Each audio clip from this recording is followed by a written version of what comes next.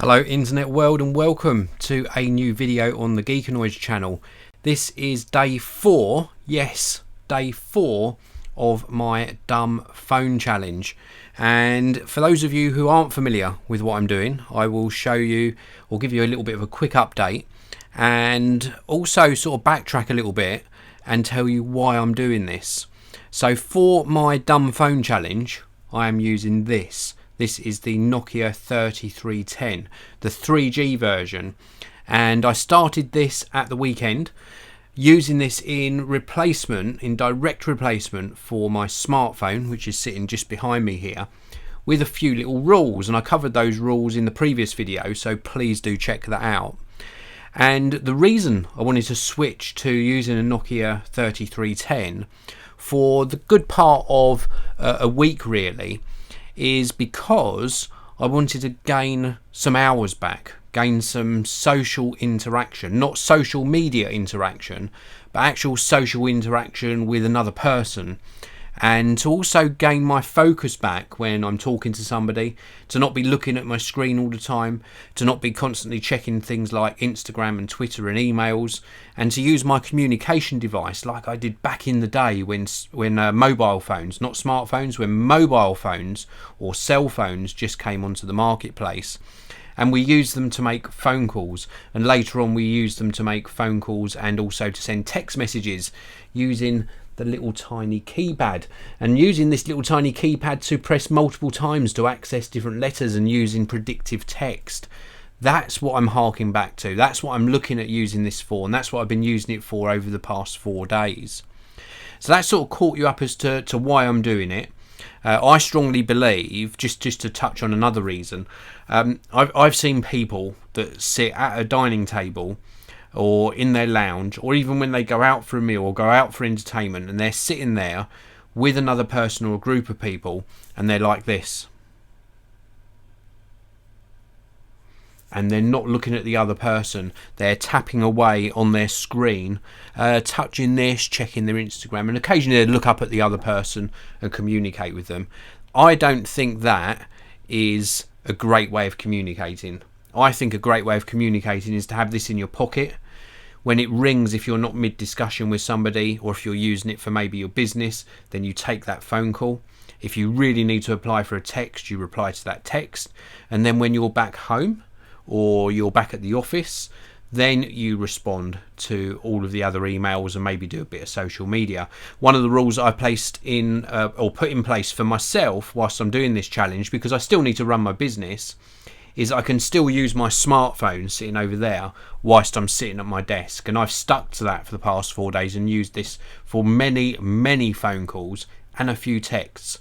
We'll come on to how I've been getting on in a very short while. Let's do as I always do, let's jump into the live chat, and as always I say big hello, a big shout out to the first 4 of you in the live chat. So a big hello to Sumyu Nath, to Pap Sandorbana, Aaron Stoy and Sophie G. Thank you very much for tuning in, and thank you very much for all of you who've tuned in. I'm really appreciative for you tuning in, taking the time out of your day to watch my videos. For those of you who are new here, there is a live chat. This is a live video, so if you want to leave me any questions or comments, use the live chat. If you want your question or comment highlighted, then there is the super chat there, so you can actually press that dollar symbol and use the super chat and have your question or comment brought to my attention. And if you're watching this after the live broadcast, of course you can leave me comments down below the video, and I'll answer as many comments and questions as I can. So get those coming in. Let's get the discussion going about my journey on using the Nokia 3310. I had one comment just to touch on previously on my last video, saying this isn't exactly a dumb phone because it's got lots of things on it. If I go into the menu system here, it's got things like Skype, it's also got Facebook, it's got Opera, which is, Mobile Store. It's also got the Opera browser on here as well. It's even got Twitter, music, radio, alarm clock. It's got extras as well, and inside the extras it's got things like countdown timer, stopwatch, torch, so you can actually turn a torch on and off, which is cool. So it has got a flashlight, and of course it's got a camera, but I'm not configuring those on here. None of them work for me, because I'm purely using this just for phone calls and text messages. That's the 2 tasks I'm using this for. All of the other ones aren't being used, so this is really a dumb phone challenge. Now, I will be jumping into the live chat very shortly, so get your questions and comments coming in on the live chat, and I'll take those and answer as many as I can. Before I do so, I'll just let you know how I've been getting on with this. Now, first of all, battery life. On the original Nokia 3310, the battery life was amazing. It would last easily a whole week, sometimes even 2.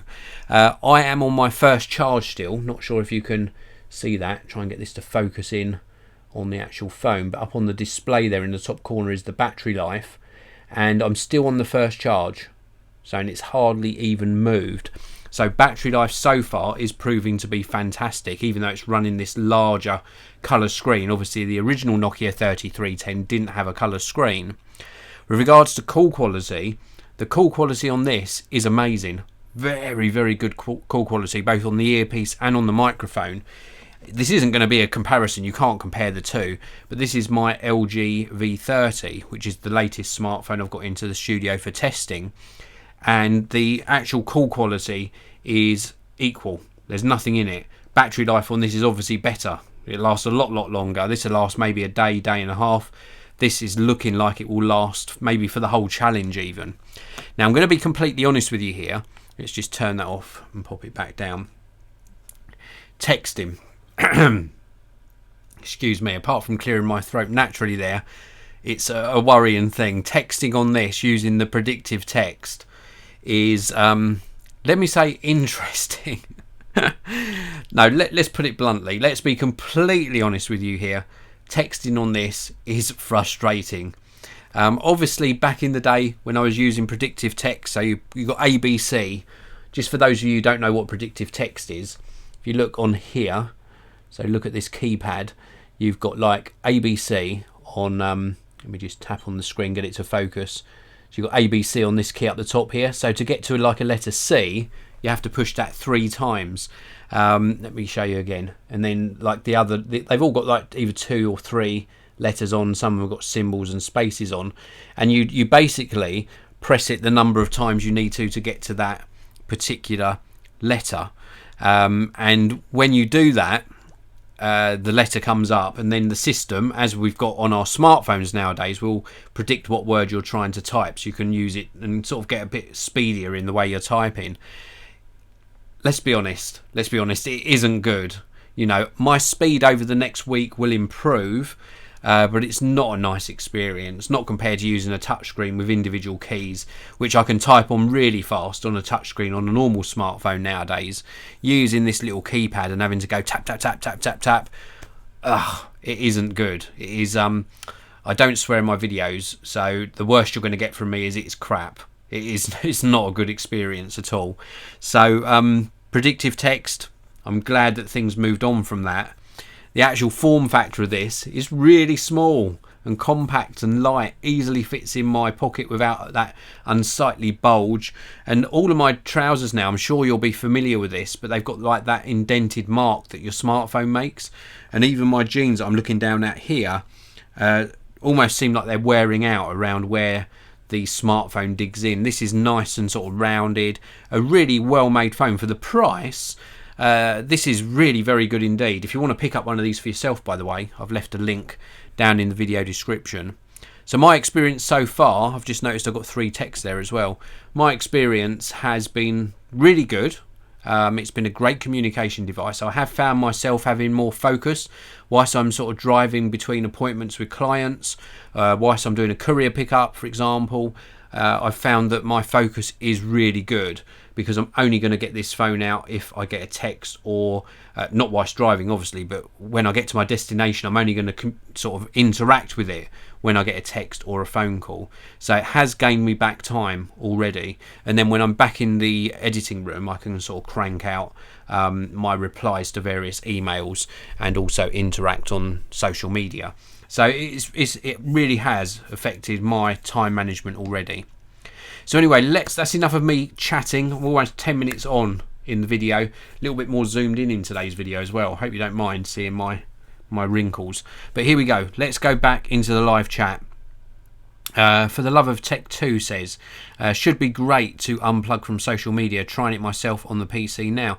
Yeah, it makes a difference, because although prior to doing this challenge, I still did most of my social media on my laptop or on my main desktop here.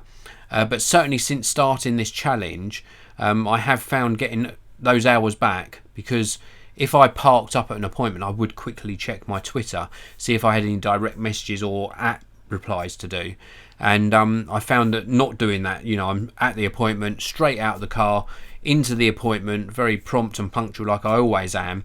And then I'm really focused on the task at hand, rather than being sidetracked by maybe something that's just come in on an email. Should I reply to that instantly or wait till I'm back at the office? Now I've got no choice. I've got no access to emails whilst I'm out and about, which is really quite good.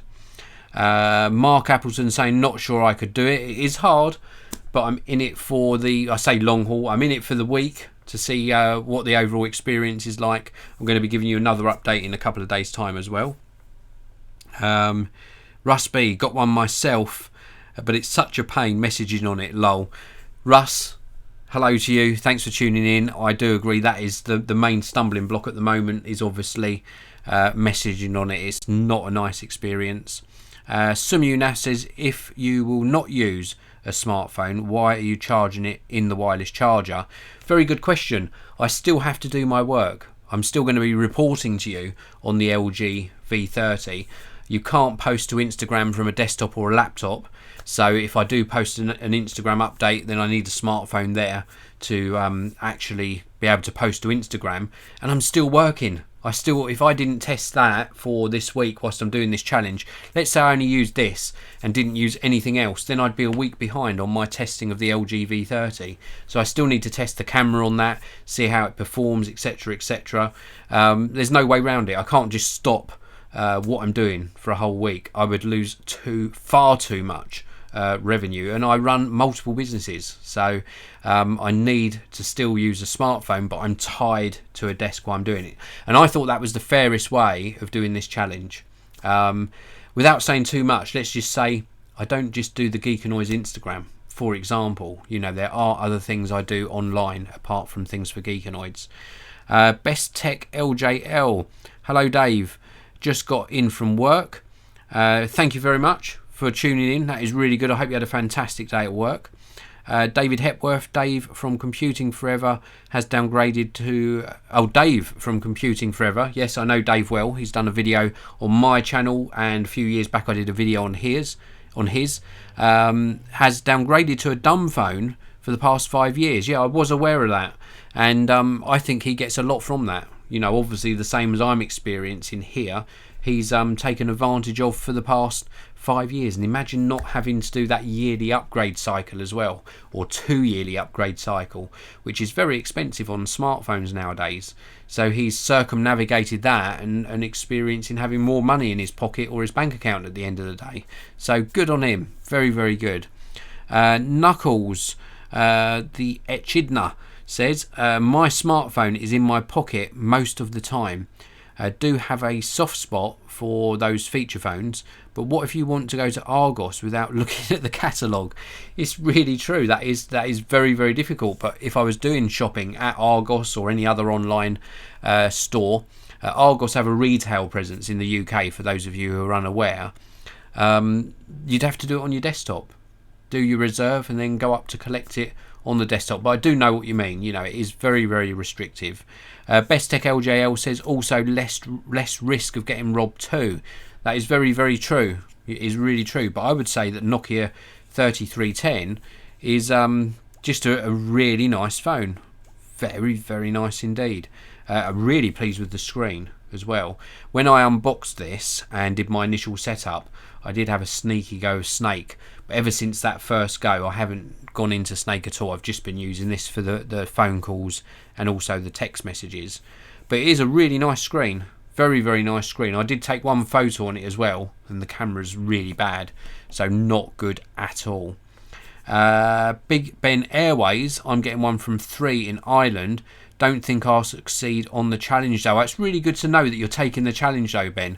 I hope I had some part of encouraging you to do that, and I encourage all of you to at least try it, because even though it's early days, we're only on day 4, this has really had a big effect on me already. So I do encourage you, if you do have the opportunity to pick one of these up, either from your local store, from your local network, or using those links below, then do try it. They're nice and cheap, they last for ages, and after you've done the challenge, if you're not converted and you don't decide to save yourself hundreds and hundreds of pounds over a whole year, you decide just to keep one of these as a second phone, then keep this in sort of the glove box or the inside compartment in your car, and then you've got a backup emergency phone as well. You only need to charge it once a week, and you've got that sort of backup phone. Or if you're going out in terrible weather and you don't want to risk taking your smartphone out, take out this burner phone as well. You know, it's is it called a burner phone? No, it's one that people throw away, isn't it? Wrong terminology. I watch too much telly. But yeah, it's just a great secondary phone, a great second phone as well.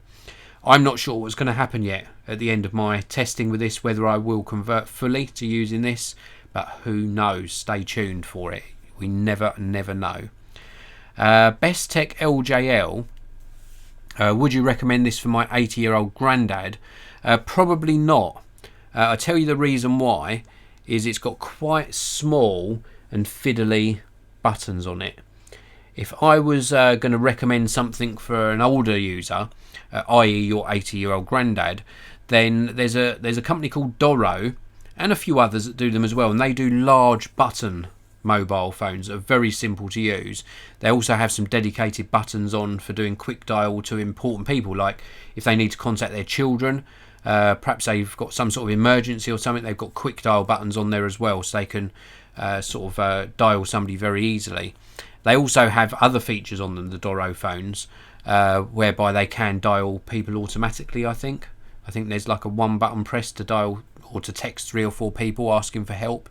So I would look at that brand, but not just for those features. It's just because you mentioned your granddad is obviously older.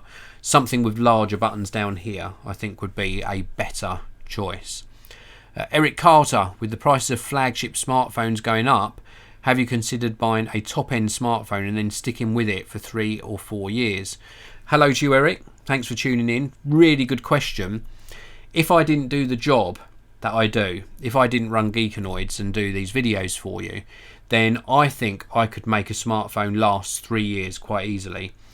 In fact, before I picked up the LG V30 to start doing testing on, I was doing a really long and hard think about what smartphone I would keep for myself if it was just for me, you know, and I didn't have to have the latest and greatest. And the totally wild card, well, not really wild card, but totally unexpected smartphone came up top for me. And I would really buy for myself, if it was just for me and I didn't have to have the latest one, the LG G5, or even possibly, because the prices have tumbled, the LG G6. The LG G6 being last year's smartphone and the G5 being the one before. The LG G5 had a fantastic camera, and that's what's important to me, as well as all the other features, but that's one of the main priorities for me on a smartphone, and I'd be more than happy with that nowadays. And you can pick that up for a bargain price, bargain price. And again, to give you another example, this LG V30 is proving to be very, very good. I'm really impressed with it. And again, if I didn't do the job that I do, I could quite easily see myself being happy with that for 3-4 years. So really good question. I certainly could see that working. We've also got here a question from the Unexpected. Hello Dave, just returned from Paris. Very nice, love Paris. Does it feel really odd going from a smartphone to something that is old school? Yeah, it does. It really does. I think it's because we're so used to touching the screen, and this obviously isn't a touch screen, to go back to physical buttons. That's one of the first hurdles. Typing is a lot slower. The camera is very poor quality, and I take quite a lot of photos on my smartphone. I think a lot of people do. A lot of people don't own a camera. They use their smartphone as their camera. So it is a really weird feeling. Very, very strange indeed. Jazz shampoo, brilliant idea, thank you very much. Gritty shaker, how much is that phone? I think I picked this one up, it was around about 25 to 30 pounds. And again, there are links. If you check out the links in the video description, you can check out the current pricing on here. But I would expect to pay between 25 and 40 pounds, around about that sort of price for something like that. And that's obviously not on contract. Knuckles says, oh, what the heck, I'm getting my Nokia 113 out. It's my favourite because it's much smaller than the 3310. Uses a nasty little screen, but has a really nice soft touch keyboard and functioning Bluetooth. Awesome, give it a try. Try it for a week. Go on, I challenge you. Sumunaf, after finishing the challenge, try to break the phone. I'm not into that. After finishing, I think I'm going to give this to somebody. You know, I've got a few people in mind that haven't got a phone. So I've got somebody in mind to give this to already, so I'm not going to be breaking it. Rusby, biggest pain, you can't sign into Google to see all your contacts. Yeah, very true. Really very true. I've had to transfer over my main contacts manually to this, so that is a really good point. Best Tech LJL, post the link to the website please. It is down in the video description, so if you check out down below, there is a link for both the UK and USA to purchase this phone. Big Ben Airways, my nan uses a Doro. She used to have a Nokia. Which do you think would be a good phone for the elderly? Yeah, the Doro. One of the Doro phones, as I said before, they do the big button phones. Really, very, very good choice. Knuckles also says iPhone with voiceover screen reader is good for the visually impaired. That is very true as well.